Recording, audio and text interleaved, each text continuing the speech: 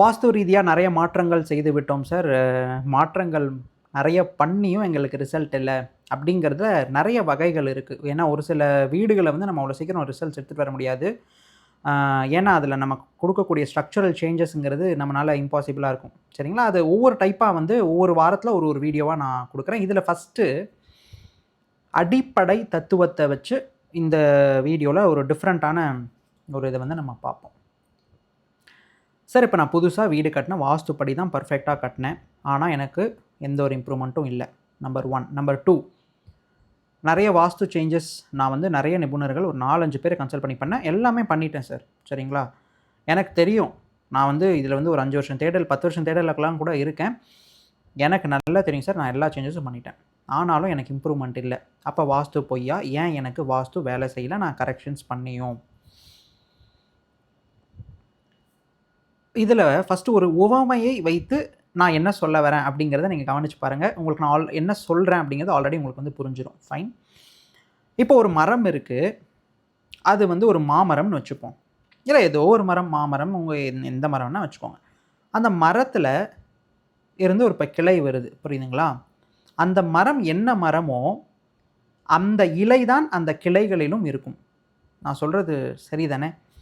அது போன்று தான் நீங்கள் எந்த இடத்தில் எந்த மாதிரி வீடு கட்டினாலும் உங்களுடைய மூதாதையர்கள் வாழ்ந்த பூர்வீக வீடு அதீத ஆற்றலை உங்களினுடைய வாழ்க்கை மேல் செலுத்தும் வல்லமையை கொண்டது. சார், இது என்ன சார் புது கதையாக இருக்குது? அப்போ நான் அங்கேயும் சேஞ்சஸ் பண்ணணுமா? பண்ணால் தான் முழுமையாக ரிசல்ட் கிடைக்குமானா 100% அதுதான் உண்மை. சரி, இதை எப்படி நீங்கள் சொல்கிறீங்க? நான் இருக்கிறது இந்த இடம், பஞ்சபூதங்கள் எனக்கு இப்போ இங்கே இயங்குது. நான் இந்த ஸ்பேஸ்க்குள்ளே தான் நான் தூங்குறேன். இந்த ஸ்பேஸ்க்குள்ளே தான் நான் கன்ஃபைன் ஆகியிருக்கேன். அப்போ எப்படி எனக்கு அது எனக்கு வந்து அந்த என் மேலே எப்படி அது ஒரு ஆளுமையை செலுத்துது அப்படின்னு நீங்கள் புரிஞ்சுக்கணும். புரியுதுங்களா? சரி, இதில் நீங்கள் ஒரு விஷயத்தை நல்லா கவனித்து பாருங்கள். நான் ஆல்ரெடி நிறைய வீடியோஸ்லையும் வந்து கொடுத்துருக்கேன். ஒவ்வொரு மூளைக்கும் ஒவ்வொரு பஞ்சபூதங்களை வந்து வாஸ்து ரீதியாக நமக்கு சொல்கிறாங்க. சரிங்களா? அதை வேணால் நம்ம பாத்திரமும் செய்வோம். இந்த இமேஜ் வந்து நம்ம வாஸ்து வகுப்பிற்காக ரெடி பண்ண ஒரு ஸ்லைட்லேருந்து டைரெக்டாக எடுத்து கொடுத்த ஒரு இமேஜ். இதில் வந்து பாருங்கள், நான் ஆல்ரெடி ஜோன்ஸ் எல்லாம் நிறைய வீடியோஸில் வந்து உங்களுக்கு கொடுத்துட்டேன். ஓகேங்களா? நார்த் ஈஸ்ட் ஜோன், வடகிழக்கு பகுதிக்கு நீரை தத்துவமாக வைத்தார்கள்.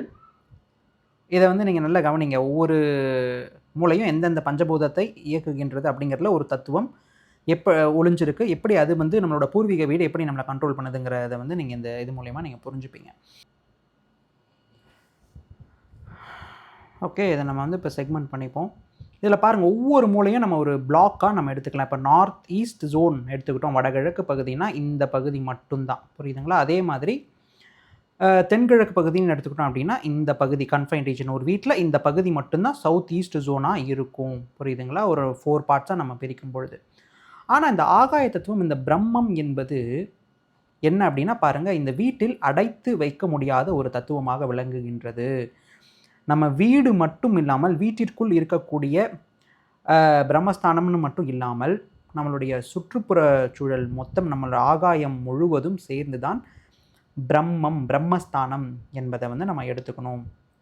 இதை தான் வந்து இந்த விஷ்ணு பகவானினுடைய தொப்புள்ள இருந்து இந்த பிரபஞ்சம் உருவானதாக வைணவ தத்துவத்தில் அதை வந்து எப்படி எடுத்துகிட்டு வந்திருக்காங்க. அது பின்னாடி என்ன தாத்பரியம் இருக்குன்னா, நாம் எந்த வீடை கட்டினாலும் இந்த ஆகாய தத்துவத்தின் மூலமாக நம்ம மூதாதையர்களினுடைய கர்ம வினையின்படி நீங்கள் என்ன தொழில் செய்யணுமோ, உங்களுடைய மரபணுக்களில் எந்த மாதிரியான விஷயங்கள் ஒளிந்திருக்கின்றதோ, கர்மாக்கள் சம்ஸ்காரங்களாக எப்படி உங்களுக்குள் கர்ம பதிவுகளுங்கிறது வந்து கேரி ஃபார்வர்ட் ஆகுது அப்படின்னா இந்த ஆகாய தத்துவத்தில் தான். நம்ம புருவ மத்தியில் சோல் அப்படிங்கிற ஒரு இதை வந்து சொல்கிறாங்க, கான்ஷியஸ்னஸ்ன்னு சொல்கிறாங்க.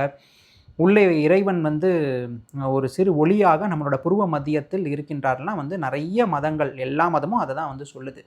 இதில் இருக்க தத்துவமும் ஆகாய தத்துவம் தான். புரியுதுங்களா?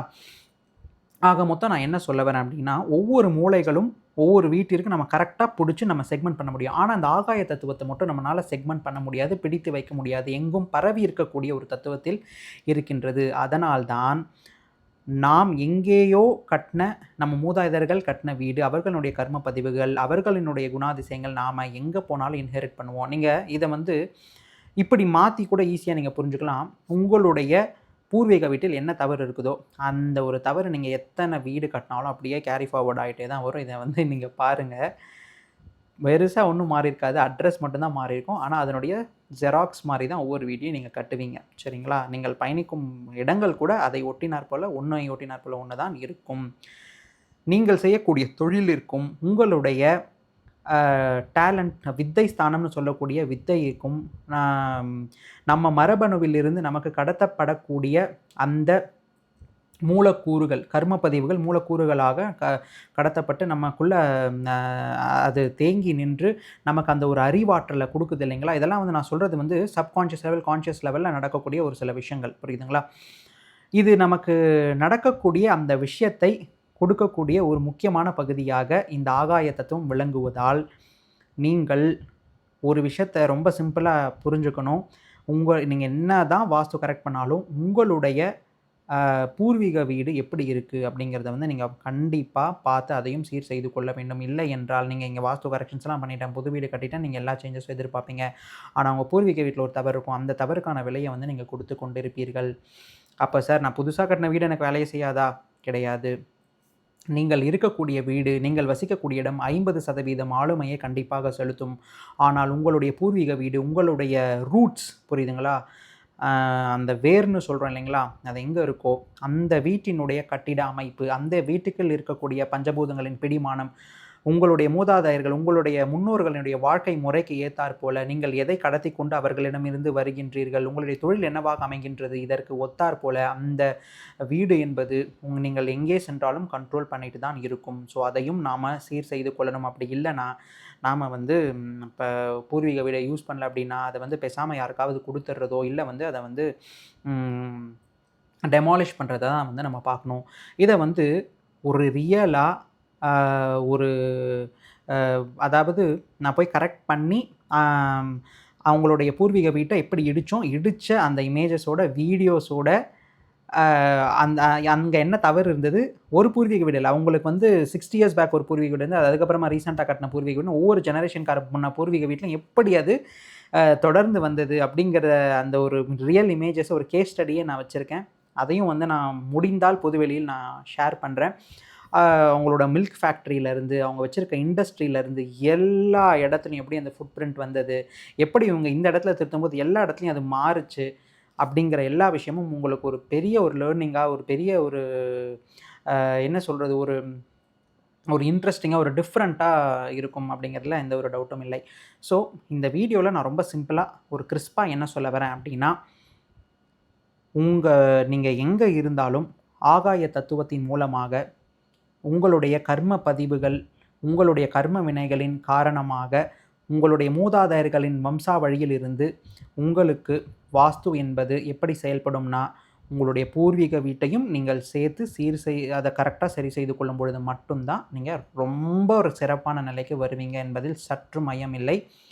ஆனால் இந்த பூர்வீக வீட்டை எப்போ திருத்தணும், இதை திருத்தணுமா திருத்தக்கூடாதா, இதெல்லாம் வந்து நிறைய கணக்குகள் இருக்குது. ஸோ இதை பார்த்துட்டு நீங்கள் நல்லா இருக்க பூர்வீக வீட்டை போய் எதுவும் தவறாக எல்லாம் மாற்றி அமைக்கணும் அப்படிங்கிற அந்த ஒரு இதெல்லாம் இல்லை. தயவு செய்து நீங்கள் என்கிட்ட தான் ஆலோசனை பெறணுங்கிறத நல்ல தெரிஞ்ச ஒருத்தர ஆலோசனை பெற்றுக்கொண்டு நீங்கள் இந்த கரெக்ஷன்ஸை வந்து பண்ணிக்கோங்க. இது மட்டும் இல்லாமல் ஒரு வீடு எப்படி எதிர்காலத்தை வந்து தீர்மானிக்கின்றது, எதிர்கால தலைமுறையை, ஒரு 3rd ஜெனரேஷன் 4th ஜெனரேஷன்னா எப்படி இந்த வீடு வந்து இப்போவே அது டிசைட் பண்ணுது. நீங்கள் வாங்கின நிலத்திலிருந்து கட்டின அதாவது உங்கள் வீட்டுக்கு வாஸ்து பார்த்த வாஸ்து நிபுணர்லேருந்து, கட்டிடம் கட்டின மேஸ்திரியிலேருந்து, அவர்களுடைய கர்ம பதிவுகள், நீங்கள் கடந்து வந்த பாதை, இதெல்லாம் எப்படி வீட்டில் இருக்குது அப்படிங்கிறதெல்லாம் இன்னொரு பதிவில் நான் உங்களுக்கு சொல்ல இருக்கேன். அது மட்டும் இல்லாமல் இந்த கிளாஸ் நம்ம எடுக்கக்கூடிய வாஸ்து வகுப்பு இந்த மாதம் கண்டிப்பாக நடந்துடும். டிஸ்கிரிப்ஷனில் அதற்கான லிங்க் கொடுத்துருக்கேன், நீங்கள் ஜாயின் பண்ணிக்கலாம். இந்த வகுப்பு வந்து இப்படி தான் இருக்கும். தத்துவ ரீதியாக ஒரு நம்மளோட வாழ்க்கை, அதாவது கடந்த காலத்திலேருந்து நம்மளோட மூதாதையர்கள்லேருந்து எப்படி இந்த விஷயங்கள்லாம் நமக்கு வருது அப்படிங்கிற அந்த ஒரு இன்ஃபர்மேஷனாக நீங்கள் புரிஞ்சுக்கும் பொழுது, வாஸ்துவில் இவ்வளோ விஷயம் இருக்கா, வாஸ்து என்பது ஒரு பிரம்மாண்டம் அப்படிங்கிறத நீங்கள் புரிஞ்சுட்டு ரொம்ப அழகாக உங்கள் வாழ்க்கையை எளிதில் மாற்றிக்கொள்ளக்கூடிய ஒரு தருணத்திற்கு நீங்களே வந்து விடுவீர்கள். இது அப்படிங்கிறதுல எந்த ஒரு ஐயமும் இல்லை. அப்படி உங்களால் மாற்றிக்கொள்ள முடியலனா கூட நீங்கள் அந்த வகுப்பை ஜஸ்ட் முடிச்சுட்டு வெளியே வரும்போது உங்களுக்கு எப்படி ஒரு ஃபீல் இருக்கும்னா, நான் எதனால் சஃபர் ஆகிறேன்னு தெரியாத இருந்தவங்களாம் நான் இதனால தான் சஃபர் ஆகிறேனா, இதனால தான் எனக்கு இப்படி இருக்கா அப்படிங்கிற அந்த தெளிவு நிலைக்கு வந்து அந்த தெளிவு நிலையிலே உங்களுடைய வாழ்க்கையை சிறப்பாக வாழ்ந்துருவீங்க அப்படிங்கிறதுல எந்த ஒரு சந்தேகமும் இல்லை. சரிங்களா? ஃபைன். இது போன்ற நிறைய வீடியோஸ் வந்துட்டே தான் இருக்கும். வாரத்துக்கு அட்லீஸ்ட் 2 வீடியோஸ் 100% நான் என்றைக்குமே இந்த ஒரு வாக்கை வந்து பிரேக் பண்ண மாட்டேன்.